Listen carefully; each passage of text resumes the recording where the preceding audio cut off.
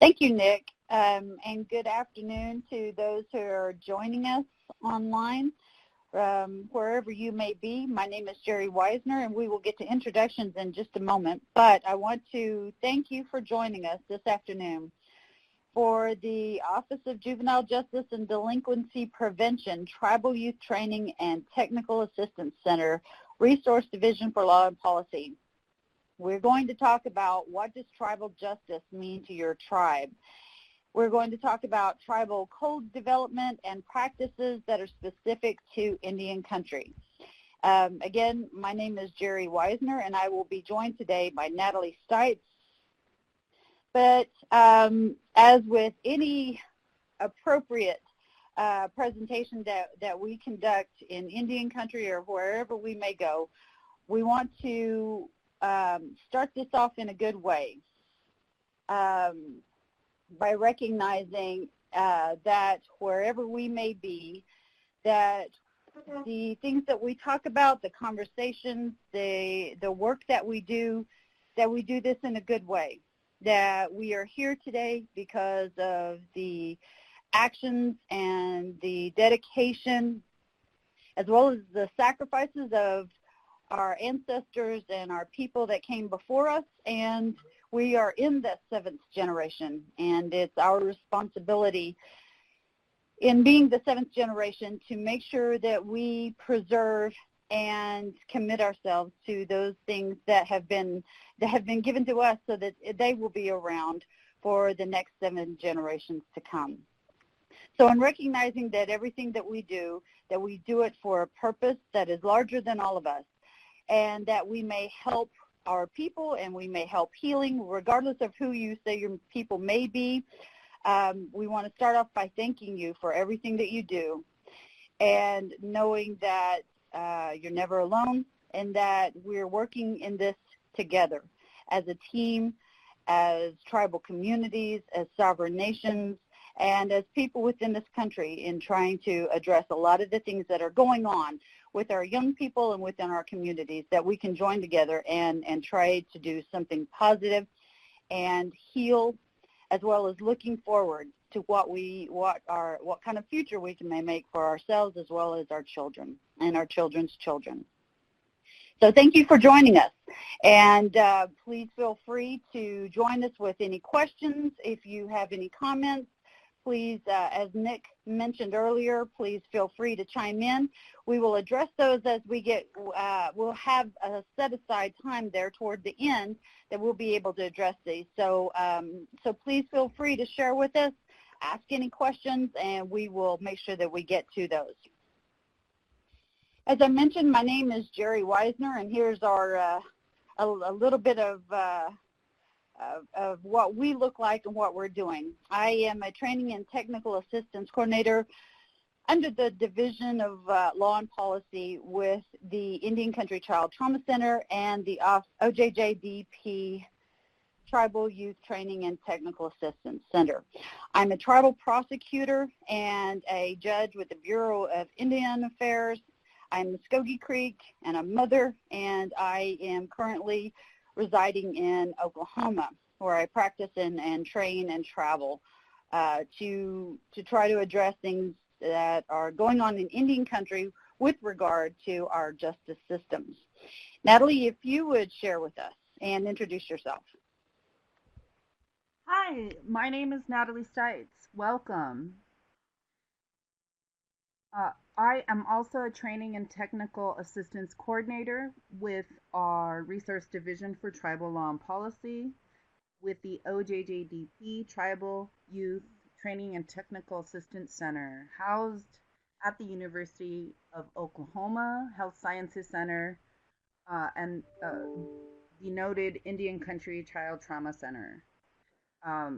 Thank you for hearing us out today, and I hope you enjoy our presentation. Thank you, Natalie. Let's get into what we're going to talk about on our webinar today, and that's going to be tribal justice. But let's give a little bit of an overview of what you can expect with our presentation today. This webinar and accompanying publications are intended to introduce different approaches to code and policy development in tribal jurisdictions. While each tribe is uniquely situated with distinct traditions and cultures, developing shared goals and adhering to values such as the sacredness of children and the importance of youth to our communities and families can be developed and reflected within each tribe's laws. And we'll be able to go into some specifics and some recommendations and some practice tips as we go along through the presentation.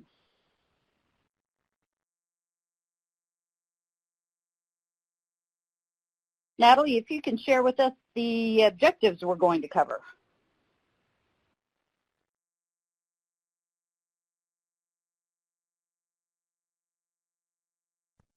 And I will share with us the objectives we're going to be covering today. What we are going to do is provide policy, practice, and research resources to tribes that are interested in reforming or updating their juvenile justice systems through the development and update of tribal resolutions, laws, policies, and procedures. We're also going to identify ways for tribal youth and healing to wellness programs to recognize tribal practices appropriate for codification or inclusion into tribal laws, codes, policies, and procedures. Okay, so let's kick this off. I have presented on this before, and one of the things that I think is really important that I've come across as a prosecutor, as a judge, as a mother, as a citizen, both of my tribe as well as the United States. And the question is, what is justice? And what does your tribal community, how do they define justice? And I bring this up as a bigger question to kind of contemplate where we're going. If we look at the news, we see a lot of social unrest where we hear people shouting in public protest, no justice, no peace. So when they say they want justice, what does that mean? I also know as a prosecutor, I've had families in my office saying that they demand justice. And justice can look like a lot of different things. So in those situations, justice has its own definition, and what they're trying to look for is something that's different as what I illustrated before. So I pose this to you: what does tribal justice, what does justice in your community, what does it look like, and how will we define this? And when we're going to say tribal justice, what exactly does that mean? When we look to on a bigger social picture, the Black's Law Dictionary, which is usually the dictionary that is the go-to in legal arenas, but the Black's Law Dictionary defines justice as the constant and perpetual disposition to render every man his due. Basically what that's saying is our ongoing desire and need and quest to make things fair and give everyone what is due or what is their right. So that's how Black's Law Dictionary defines justice. Now, if we look at the social understandings of justice, and that kind of went to some of the things I was mentioning before, with social protest, no justice, no peace. And yet, at the same time, when people want justice, it can have different meanings depending on the context that people will want, will request, and different rights that rights are also encapsulated in or under the term of justice. Now, one of the earlier examples of tribal justice is in a case from the 1800s, it's referred to as the Crow Dog case. Now, and there are different retellings of Crow Dog, but in the legal arena, Crow Dog was a case that was handled originally in a traditional sense. They were members of the Brule Lakota tribe, if I'm saying that correctly. Natalie, I hope you'll correct me if I'm wrong with my pronunciation. But they were up north, and there was an issue and an allegation of treason against the tribe, that somebody had told the United States Cavalry where the tribe was located, and basically he had turned on his tribe. And the tribe's own traditional justice system basically had sentenced someone to death. And as a result of the tribal justice, the community, the non-native community, stepped in and said that they felt that that was inappropriate, that it wasn't right. They arrested Crow Dog and had sentenced him to death as a result of the earlier murder. And that case went all the way to the Supreme Court. And the Supreme Court said that the matter had been settled according to tribal law and according to tribal customs. And therefore, it was settled, and the United States was not going to step in afterwards. So that was an early case of the United States recognizing tribal law, although we've seen several other instances since then where tribal traditions and tribal laws have been abrogated with respect to tribal recognition and just basically a recognition of tribal law. Crow Dog was the very first case where it was recognized, and it also was an impetus to what developed as the Major Crimes Act. Now, we're not necessarily going to go into the weeds with what the Major Crimes Act or any of those instances, but I wanted to share the Crow Dog case with you as an example of tribal traditions and tribes being able to have their sense of justice. And as a young girl growing up with family members who are involved with tribal governments, we have known, as tribal people, we've known that we've had a justice system since the beginning of time, since before the Constitution, but since before any of the codified laws were brought around and enforced upon us, we had our own system of laws. So recognizing and finding out what those is somewhat of a challenge now, but those are resources and those are prescriptions that are very helpful to us, especially when we're looking to try to expand what we have and what we can do as justice systems ourselves. So with tribal code development, there's the recognition of what is the traditional tribal justice. Initially, in the late 1970s, the Bureau of Indian Affairs, recognizing tribal self-governance, the Bureau of Indian Affairs had a template of possibly 15 to 20 laws that they passed around to a lot of tribes and said, you're self-governing, these are some laws that you can implement. These are some laws that you can enforce.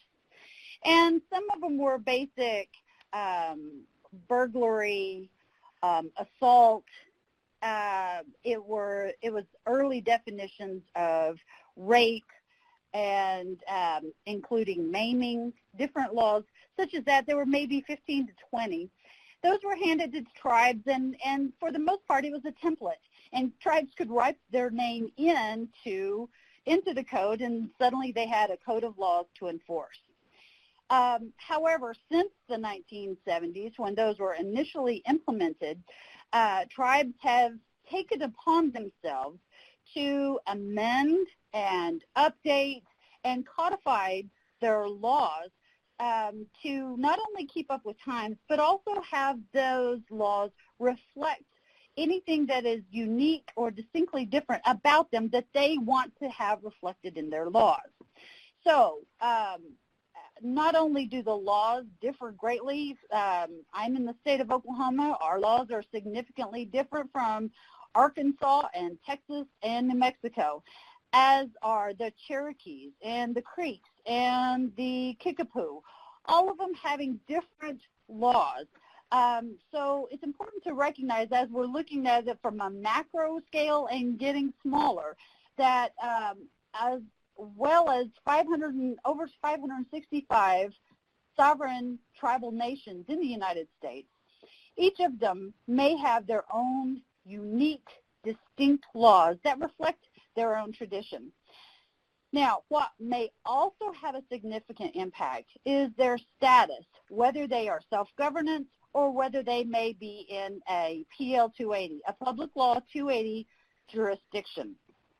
In a Public Law 280 state jurisdiction, Public Law 280 being an act of Congress that gave certain states the right to exercise criminal jurisdiction on behalf of tribes within there. So basically the tribes that are within a Public Law 280 state are without criminal jurisdiction. Not to get too far in the weeds again here, but there are some tribes who have retroceded, who have reclaimed that self-governance jurisdiction. Let's take the state of Washington State, for example. The Tulalip tribe there, with Washington State being 280, the Tulalip have retroceded their land, so they have their own courts, their own police department, their own laws, so they are basically self-governing within a PL 280 jurisdiction.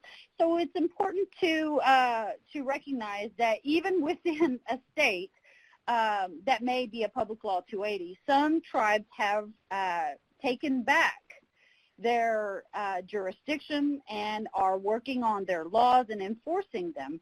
So it's important to look at each tribe individually as to what is their relationship with the state, what is their state of justice and the enforcement of laws within their jurisdiction, and how their tribal code development would impact what they are doing, and making it something that is enforceable within their jurisdiction and within the confines of the bigger picture of where they're operating. What we're sharing with you on this current slide is the 2016 BIA, the Bureau of Indian Affairs Model Indian Juvenile Code, as well as the Tribal Legal Code resource. And what we have provided are links that will take you to those documents. I'll give you a heads up. They're pretty lengthy, and they are rather in-depth, I think in a good way. But with any kind of code development recommendation, by no means would I recommend a tribe take a look at it and do a find, replace, and suddenly put your name in it and use it as a template. What we are sharing these with you for is to look and see what are some suggestions, what are some updated legal jargon and statutes that you may implement for your tribe. The beauty of this is that you don't have to reinvent the wheel, but you can find different spokes here and there, different laws or different ways that laws are worded or traditions are recognized, that if they are appealing to you and to your community, you can use them. And so finding how certain laws have been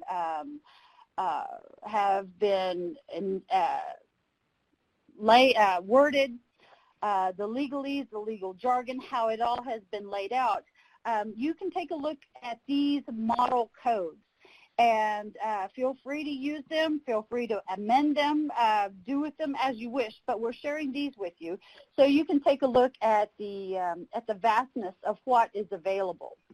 And let me also point out to you that there is, we have toward the end of the slides, we have a resources page that we'll be able to talk a little bit more in-depthly as we come to it. But along with anything else at our center, if you have any questions or if you run into any difficulties with any of these, please don't hesitate to contact us. We are here to help you and to provide resources so that you may make the best informed decisions for your justice system and for your tribe. Many of the considerations that I see tribes looking at when trying to update codes and considering code development, I've given a list. I'm sharing a list of all the different topics that I have found are void in many tribal codes. And I start off with child abuse and child welfare. Many of the codes, and I'm going to reference back to the 1970 BIA template that was handed out. Many of them are very sketchy or very undefined as to what child abuse may be, or they want to see some actual physical injuries or maiming even for that to justify child abuse. But as our technology and our understanding of what child abuse may be, I think that it's important for tribes to look at their codes and determine if what they understand and what the community understands as child abuse, if that is reflected within their codes. The same is true with crimes against children, that there are many other crimes that we recognize now that originally in some of the coded language, it was only a parent who could abuse a child. And recognizing now that we have a handful of other abusers who could be or are excluded if the language does exclude them. So I would recommend taking a look at that. We also have human trafficking and child sex trafficking. Recognizing that those are different from labor trafficking. And again, looking at your definitions, making sure that those are reflected, because I want to emphasize, if it is not enumerated within your codes, if your codes specifically do not say that it is illegal to sell a child, then it may in fact be legal to sell a child. If it's not against the law, if you don't have a law that outlaws specifically that act, then how are you going to charge anyone? So recognizing the human trafficking and child trafficking laws and making sure that those are reflected, especially with the vulnerability of our tribal children and our tribal youth, making sure that those are recognized within your tribal codes. Technology-facilitated crimes. I have seen a number of tribes that have not updated their laws to recognize child pornography. The production of child pornography. And that could be anything from a cell phone to a digital camera to a laptop to a Game Boy, the old Game Boy systems that you could record from. All of those are technology-facilitated crimes. So making sure that the production, the possession, and the distribution, that means pressing send or sharing at any time, making sure that those are recognized within your tribal codes can be recognized. The other issue that should be brought to your attention with technology-facilitated crimes is also looking into social media issues.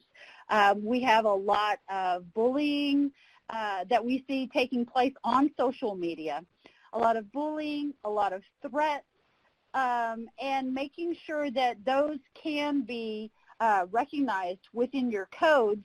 And if not within your codes, making sure within your policies and procedures that those are things to be looked at when evaluating certain cases, so that if they're not reflected within your tribal codes, make sure that they are at least reflected and addressed within your juvenile justice systems.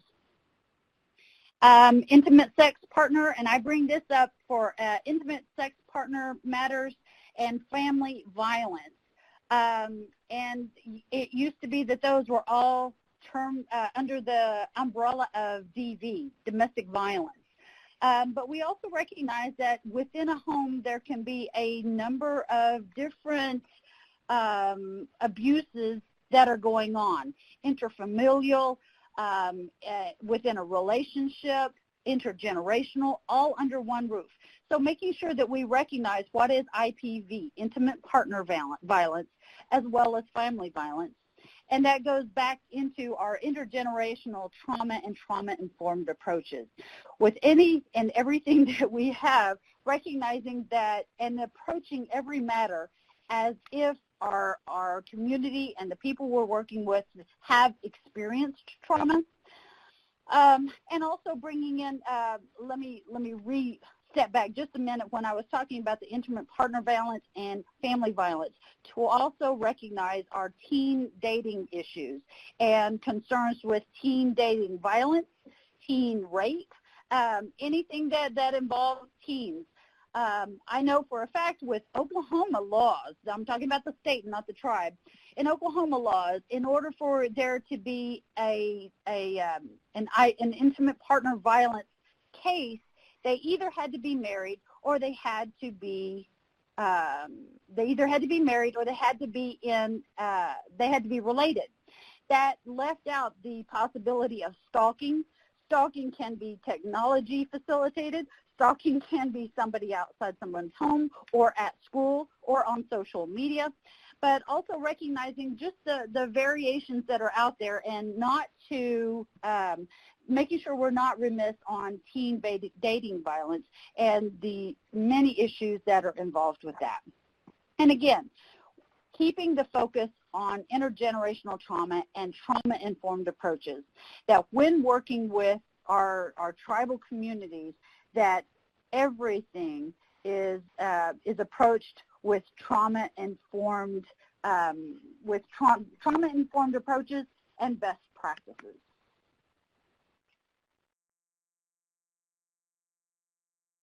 So, for recommendations for tribal traditional inclusion, as I mentioned earlier, I'm Muskogee Creek, and I grew up going to stomp dances, and I'm still learning my own ways. But in the process of a bigger scope and spectrum of tribal justice, I work for a lot of tribes, and I'll be the first to admit I don't know their ways, but I think that it's very important for each tribe to have their own codes reflect that tribe's tradition and that tribe's culture. So where does this knowledge come from? It comes from the community, and it comes from asking and community involvement. So we have 4 bullets here, being community meetings and discussions, tribal leader involvement, tribal leader input, and the inclusion of youth, council, or votes. I just wanted to share a quick learning lesson, I will say. I worked for a tribe and realized that we didn't have any laws for infant car seats on tribal roads or on tribal property. And I thought this was a no-brainer. Of course we want our children safe, and we found some money to hand out baby car seats, and so I proposed a law that we enforce tribal infant car seats on tribal land. And it was unanimously shot down, and I couldn't believe it. And I thought, what? This is a no-brainer. Of course the tribe wants to protect their children. And after the meeting, I saw an elder, and I asked, well, why was this shot down? And she said, well, you didn't ask us. And I thought, well, you're exactly right. I didn't. I imposed upon you what I thought was a good idea. So the following week, we had a community meeting, and I had some people to donate some food, and we got together, and what I found out by asking the community what are some things that they want to see improved with the purpose of looking at tribal justice. What do they want to see improved? What are some traditions or some things that reflect the culture that we wanted to see improved? And as a result, we had 5 new laws that came from the meeting. And baby car seats or infant car seats was like one of the least important ones, but we got it on there. So the next quarterly meeting, we proposed 5 new laws, and they passed unanimously. And I think that it was a learning lesson for me that the laws should come from the people, and it should be reflective of their desires and what they see and feel is important. And it is also the buy-in from the community. It's their laws, and it's their protection mechanisms, and it should reflect their desires and needs. So with the slide, these are some recommendations of how you can avoid the learning lessons that I had, but I share that with you just as an inclusion on how working with tribal communities is distinctly different, I believe, and I would also put in rewarding than working with other communities. So with that being said, and with those successes and those strategies being shared, the next question that I would like to pose to you is, what has been a challenge for successful tribal legal code development in your community? So I shared something that I had experienced, not with my tribe, but with a different tribe. And I think that through sharing, what are some of your successes? What were, of course, I don't want to say they're failures, but what were some strategies that you ran upon that you found were successful, and some that you had to work around? And I think that those are helpful not only to us, but to all the participants who are part of this webinar series. Okay, we're now going to hear from Natalie talking about our approaches to codification. Natalie? Thank you, Jerry. And now we just want to look at kind of what are the different approaches that you can take in looking at your tribal codes. There may be a very practical or important consideration, such as, that I believe comes from a lot of different tribes, collective thoughts and philosophies on responsibility for children. Like Jerry mentioned earlier, in your general state type of code regarding child abuse and neglect, only a parent could commit child abuse against their own child, and child abuse then, if someone else did it, then that would be considered an assault. And that type of thinking, actually, I've heard in very recent times on the reservation that I've worked at. So this isn't, this is a real issue. And, within a tribe or many of our peoples, everyone is responsible for a child. And I know, does everyone have a duty then not to abuse? And everyone has a duty then to protect. And those are the type of concepts that one can seek to codify through a strong legal code development process. One approach is to look at, okay, what concepts would we want to codify? Children are sacred. Uncles, aunts, and grandparents all have rights and duties to the children. And identifying this type of concept can be accomplished through community outreach, consultation, and through collaboration. One example could be to recognize the custodial rights of grandparents or relatives by way of customary adoption. In a number of codes that in Lakota and Dakota country that I've reviewed and taken a look at, these are actually two of the concepts that have been imported in a lot of the different tribal codes. That comes from traditional Lakota thought and philosophy. And often those are the only two matters of custom or tradition that I have found codified pretty much across the board here for these tribal codes. So that's one way, I think, recognizing the kinship responsibilities from your own tribe into your children's laws or into juvenile justice is a strong way to approach this type of work. One of the biggest challenges, we have some, Jerry, I do want to address what's in the chat box right now, because I think this goes to what we're talking about right now. One of the challenges can be time. Anna contributed, and the ability to contribute regularly with a cohesive group, a co-development group, for example. Let's see. And Tia Grisham said, one of our biggest challenges is the too many chiefs and not enough members, in quotation marks. And I think that goes also to group cohesion in your team, because one of the biggest challenges here in tribal code development is that it is tedious work. Code writing and code development, getting your team together and getting them to last through what oftentimes can be a years-long approach, several years. And this is why in this example we're looking at is, maybe you don't want to be engaged in a 7-year process to reform your code, your entire system of codes for juvenile justice. Maybe you just want to look at one concept. And maybe you want to look at, say, your rules for civil procedure. At the Ho-Chunk Nation, they allow for the use of a traditional family spokesperson in court proceedings. And through that, they are able to address, to permit that family spokesperson to enact all of their court proceedings.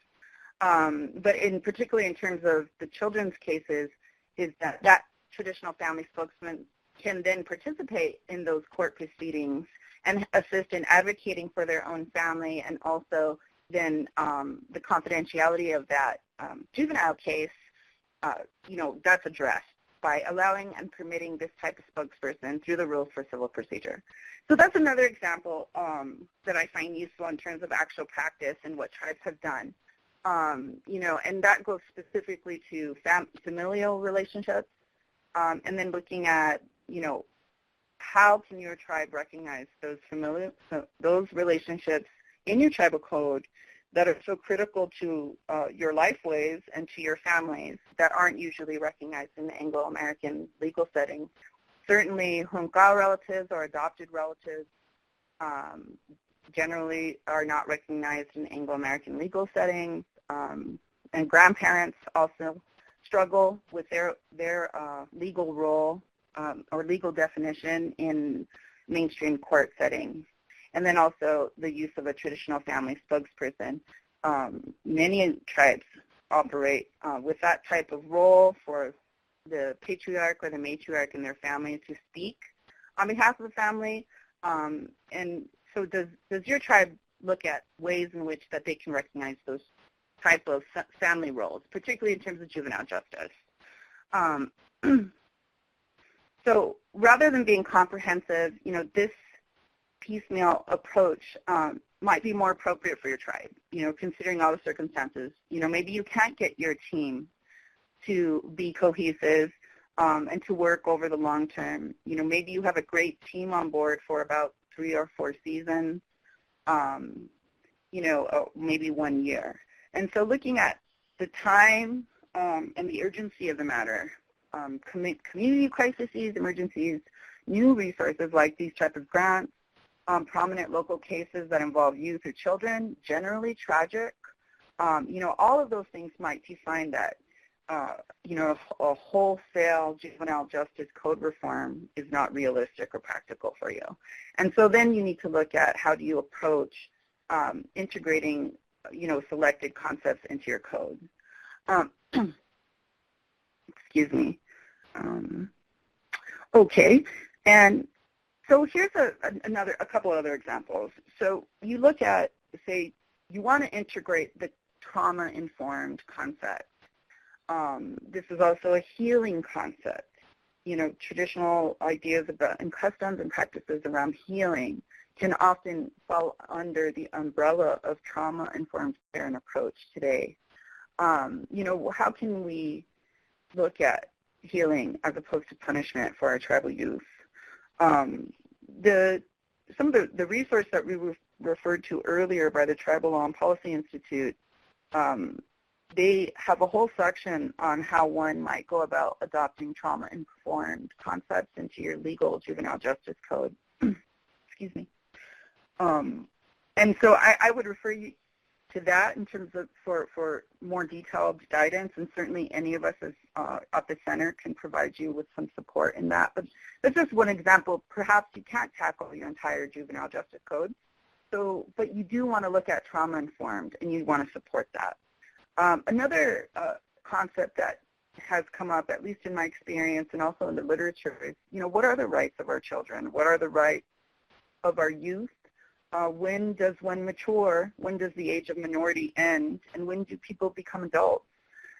These are often culturally determined, but they're also legally determined through our codes. And children's rights have been recognized at, all levels, tribal, local, city, county, state, as well as internationally.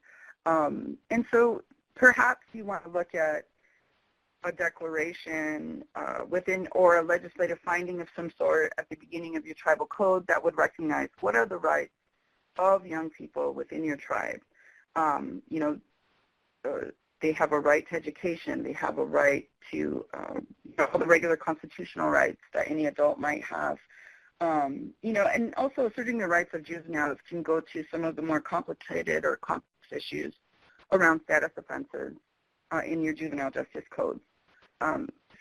These are just two examples of perhaps looking at how you want to integrate one or two concepts into juvenile justice, and looking at, while it can be boring, it can be tedious work to get your code work done, it takes many levels of review, what are your priorities then, and how do you look at determining them through community engagement and youth engagement. Adopting any of these model codes into the tribal law just wholesale, like Jerry said earlier, cut and paste and put your tribe in there, that is not a recommended practice. But certainly those resource manuals and model codes exist in order for you to refer to and to, make relevant for your own particular communities, excuse me, your own particular communities' laws. Gathering those community stakeholders in your tribal laws is so important, soliciting input from those tribal members under the jurisdiction of a tribal court, and also from your outside experts, your allies. Maybe there's a brother or sister tribal government that you're particularly close to. Looking at consulting very broadly on how you want your tribal laws and codes to look at. Document that as you go about it. Oftentimes on your reservation setting, some communities, some families have stronger knowledge of custom and traditions and thoughts and philosophies than others. Maybe it is a directed and strategic way of doing your community or soliciting your community input and getting their ideas. And then, gathering the experts that you need as you document that, conducting the research, creating the spaces for community participation. And in doing that, you can bring together some actual legal language to put into your code. It's a multi-year process. Often it requires a lot of patience. There are multiple stakeholders. And of course, then there's also the political process, which can also be time-consuming and challenging. The examples that I shared with you have all come from my own personal experience, in over a decade here working for tribes and at the legal law and policy level. And actually, I think maybe one of those approaches survived and went actually and codified, and a number of years have been spent on code development, at least in my personal or professional experience. So, it takes a lot, and there's a lot of, model codes or consultants who've come into tribes who set a stack of paper on a desk and there it sits, and it never really has any practical application or implications for practice in the tribal court or in the tribal government. And so, we're just taking a look at different approaches that are very practical that can help your tribe determine its priorities for code and policy, and also determine the content, or how to determine the content. Excuse me. Okay, and Jerry is going to be back on and joining us around how code development and reform really strengthens tribal sovereignty. Thank you, Natalie. One of the things I think I'm a born advocate for is tribal sovereignty, and recognizing that our governments have been here since, and our people have been here since the beginning of time, and then having those, or being selective of what of that are our laws, our customs, how we conduct ourselves, what part of that do we want to have in our codes. And with the implementation of tribal codes, and recognizing we are oral traditional people. So our ancestors would talk about things, and we knew things, and there were certain people within our tribes and communities that knew all of these laws, and we could go and ask them. Well, as time has developed, we still have those people, but we also have things codified and written down in law, so that, first of all, so that we will remember what those are, and also that we will be able to have something to pass down and have others recognize what those are. So with the implementation of tribal codes, I think that is a strong mechanism for recognizing our unique tribal sovereignty. And so for that reason alone, I highly recommend making sure that our tribal codes and our laws reflect who we are, and they reflect our ideals and what we want, and our goals of what we want to have our communities recognizing, and how we want to protect ourselves. I also think that it's also important to have these implemented with tribal court rules. So when we say tribal court rules, that can be the court themselves. It doesn't necessarily have to go through a big political process, but for most courts, you don't wear shorts, you don't wear cut-off shirts, you don't have your cell phones. But I would also recommend that maybe they recognize ribbon shirts, or in some state courts, if you are an attorney, you are mandated to wear a suit. In some older courts, they still have some old local court rules that mandate women wearing skirts. Now, it's an odd thing, but those are some local court rules. But I think that it's important, if it's a local court rule for a tribe, what are some specific or unique things that may be brought in to recognize whether it's moccasins, whether it's ribbon shirts, whatever it may be. Those are another way to look at ways of implementing culture and traditions within your justice system. I also highly recommend tribal language, that we use our words for what they are. We're also looking at going from translating Latin, from voir dire to res judicata to nuesponte, whatever it may be. We're translating Latin to Muskogee, Latin to Cherokee, Latin to Lakota, whatever it may be. This is the opportunity to do that. So what is your tribal word for judge? May it be a decision maker, a Hellas Haya, whoever it may be. That is another way for a tribe to recognize that. What about the prosecutor, the defendant, the jury, the jury selection process, the voir dire? Looking at those and having your language represented that is unique to that court, because you can't use it if you go to federal court. You cannot use it if you go to state court. But we need to use it in our own tribal court arenas because it's ours, and that's where it needs to be used, and that's where it can be recognized and strengthened as our justice systems continue to develop. It's also important that we have our own interpreters. Not every word translates easily. Let's look at Miranda, for example. You have the right to remain silent. Anything you say can and will be used against you in a court of law. If you cannot afford an attorney, depending on whether you're a Toloa tribe or not, one may or may not be afforded to you. Now, that needs to be able, if you have tribal speakers, I have run into the example where my interpreter looked at the suspect and said, "Mont not Donska." And I said, wait a minute, is that it? Because I said several sentences, and I know that you just didn't tell him everything. He said, no, I told him to be quiet. And I was like, well, that does not interpret as Miranda. So let's work with that. Making sure that you have interpreters. If you have a tribe that does have a strong language, a strong tribal speakers, that you have interpreters who understand what these communication barriers may be, and work ahead of time on how some of these words can translate into our tribal languages. And also making sure that a child-friendly court, a court is not friendly to anyone.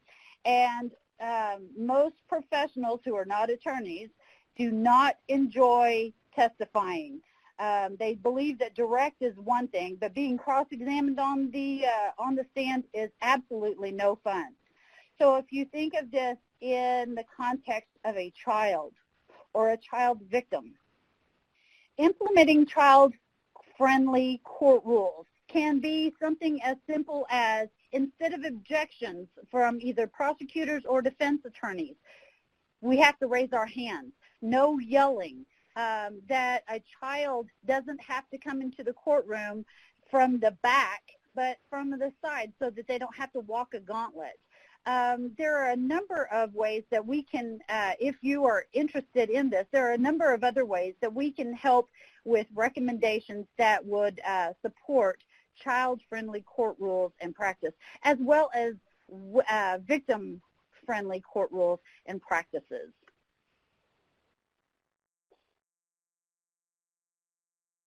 So, in coming and moving through with our webinar, we would like to pose another question, being that we would like to hear from you. If you have any questions, please ask in the Q&A box.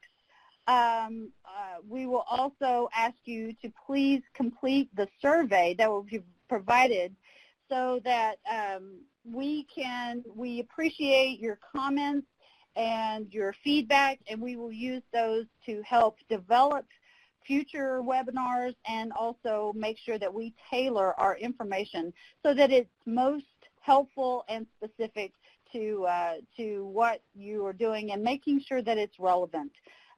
We have a lot of people who put time and effort into this, and we appreciate you taking time out of your day to share with us. So we want to make sure that this is relevant, and we hit what it is that you need, and also making sure that you know that if we haven't, please contact us. That's why we're here. If we can help you strengthen your laws and your justice systems in your community, then it also strengthens ours, and recognizing that we're all connected, and we appreciate that. Thank you, Jerry. Again, please fill out our webinar evaluation for everyone on the webinar today. We really would look forward to hearing from you. And our center, as Jerry mentioned, is available to support your tribal code development efforts with attorneys, with social workers, with mental health clinicians, and any number of technical assistance resources. We are going to be following up with webinars. We also have a publication, a resource sheet available to you that is available for download here through this webinar. And we will also be making those available at large. Should any of the grantees or any other tribes in the United States be interested in this type of technical assistance on an individual basis, we'd love to be able to serve you. And please make a specific request to the center through this email address, Tribal Youth, TTA Center at ouhsc.edu, or you can contact Jerry or I, and we'd be happy to respond and support your efforts. Again, you know, this isn't the easiest. It can be a complex Byzantine process, and it can also be fraught with conflict to, you know, especially if you look into what traditions and customs you may want to adopt into your tribal youth codes. But it's certainly a worthy practice, a worthy effort, and can make, you know, can improve people's lives and our youth and on a daily basis. So again, we do have a lot of resources to do this type of work. Some of the resources that we used in order to create this webinar and that we turn to in our daily practice is listed here. Some recent articles, law review articles for yourselves or perhaps for any law or policy consultants that your tribe may be using. Maybe you have tribal attorneys that you work closely with, or the tribal judges or courts may be administering these types of grant programs.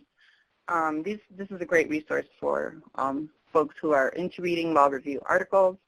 Of course, there is the Tribal Law and Policy Institute Clearinghouse that has a multitude of federally supported products, federally funded products for that are definitely could be helpful to you. That includes the code that the legal code resource for juvenile justice that we included earlier in one of our model code development resources, and that is separate and apart from the Bureau of Indian Affairs model code for Indian juveniles.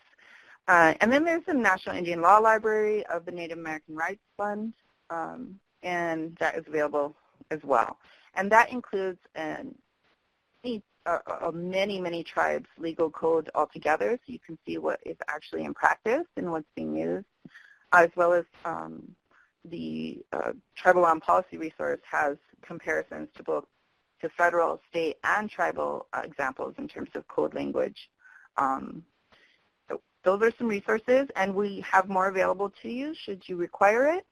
And I want to hand it off to Jerry for our closing, but I want to thank you for your time as well. And thank you, Natalie, and thank you for sharing the resources and making sure everyone also knows that we have staff available to support the integration of trauma-informed principles and best practices. I think that too often in Indian country we do what is necessary, or we get some information, but I think that we owe it to ourselves and we owe it to our community and to our people that we implement best practices and approaching this with trauma-informed principles. I think that recognizes our healing, the importance of healing, and the importance of recognizing where we came from and where we're hoping to go. And we can, noticing that we can do this together, our center stands ready to assist you. And lastly, thank you for taking the time out of your day to share with us, for everything that you're doing in your community to help our youth in the things that they're doing, for answering your phone at 2 o'clock in the morning on a holiday weekend when you may have other things going on. Thank you for answering the call. And thank you for standing up for tribal youth and for tribal justice systems wherever you may be. We thank you. We are here and dedicated to help whatever issue may be along. If we don't have the answers, then we'll find someone who can help you. We appreciate you, and thank you again for everything that you do to help our tribal communities. Mado hadam chihi jahli.